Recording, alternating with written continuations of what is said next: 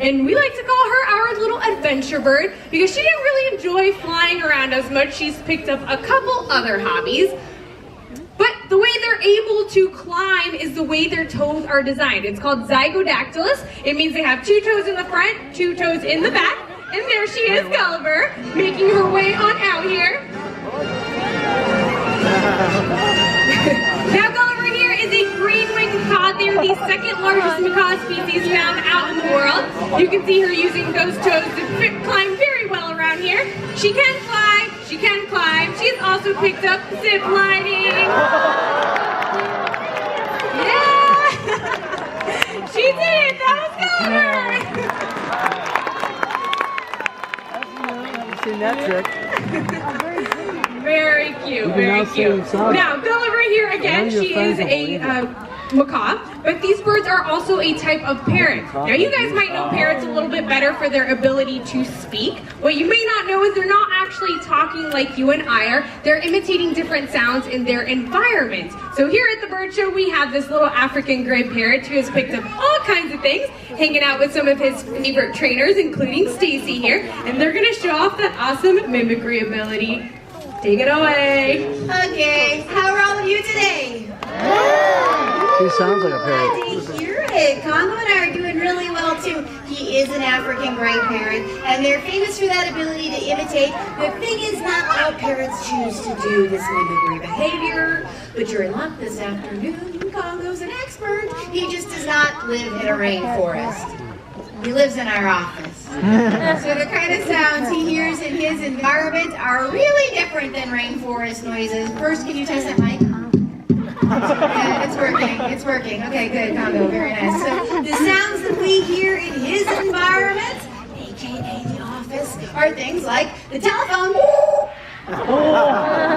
Sometimes we run to answer the bird, ladies and gentlemen. We also have a water cooler in our office, and it bubbles. Just like that.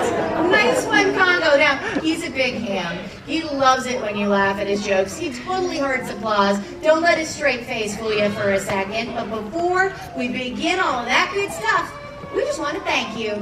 Thank you so much for joining us at the Safari Park today. Thank you for coming to the bird show. We appreciate your visit.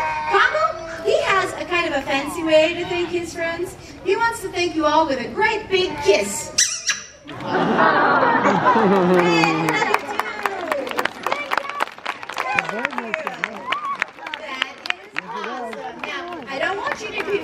By Congo's sunny disposition. He is a wonderful bird, but in his heart, he's still a parrot.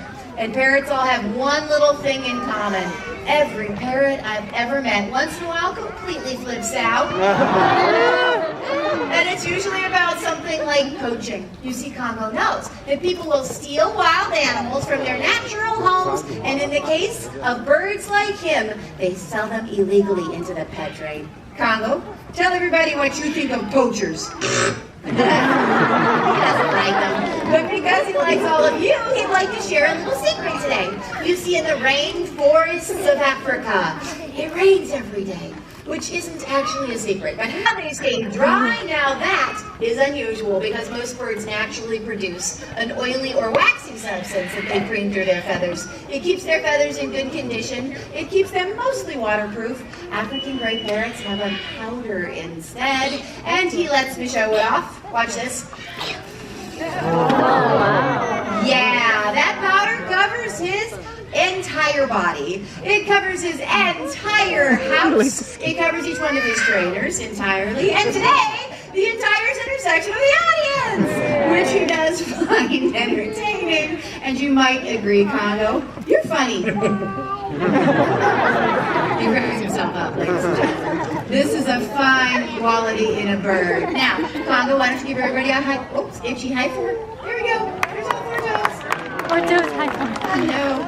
He's impressive. Well, I should tell you though, he is really proud of all the conservation work that we do around here. He knows that we're helping animals large and small. Elephants, rhinos, duckies.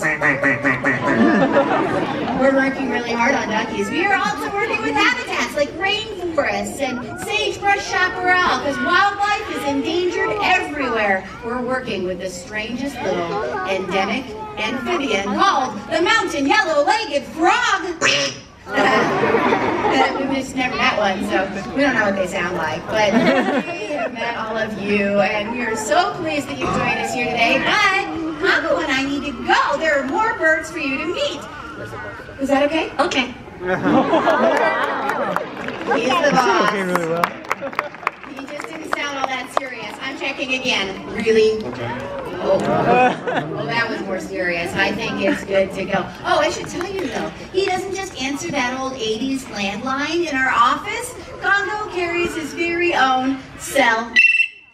No volume control, ladies and gentlemen. He is a parrot after all. But here comes Karina. So Congo and I are going to very, very politely say goodbye. Goodbye. Have a great day.